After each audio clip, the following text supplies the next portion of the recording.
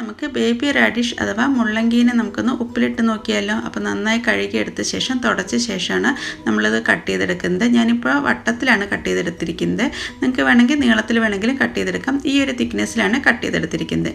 അങ്ങനെ ഇതെല്ലാം ഒരു പാത്രത്തിലേക്ക് മാറ്റിയിട്ടുണ്ട്. ഇനി നമുക്ക് ഇതിലേക്ക് ആവശ്യത്തിനുള്ള വെള്ളം തിളപ്പിക്കാം. ഞാനിവിടെ ഇപ്പോൾ 2 ഗ്ലാസ് വെള്ളമാണ് തിളപ്പിക്കുന്നത്. പിന്നെ ഇതിലേക്ക് ചേർക്കുന്നത് ആവശ്യത്തിന് കല്ലുപ്പ് ചേർക്കാം. അതിന് ശേഷം പിന്നെ ചേർക്കുന്നത് പഞ്ചസാരയാണ്. ഇതൊരു ടീസ്പൂൺ ചേർക്കാം.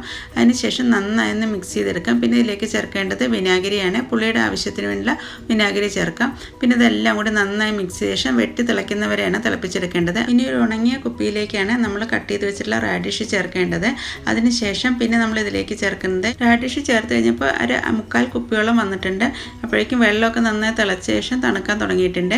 ഇനി നമ്മൾ ഇതിലേക്ക് ചേർക്കുന്നത് 2 പച്ചമുളക് കട്ട് ചെയ്തതാണ്. പിന്നെ ചേർക്കുന്നത് ഒരു വെളുത്തുള്ളി നീളത്തിൽ കട്ട് ചെയ്തതാണ്. അപ്പോഴേക്കും വെള്ളമൊക്കെ തണുത്തിട്ടുണ്ട്. റാഡിഷിൻ്റെ മുകളിൽ വെള്ളം നിൽക്കുന്ന രീതിയിലാണ് വെള്ളം ചേർക്കേണ്ടത്. പിന്നെ ഞാനിതിലേക്ക് ബീട്രൂട്ടിൻ്റെ ഒരു 3 പീസും കൂടി ചേർക്കുന്നുണ്ട്.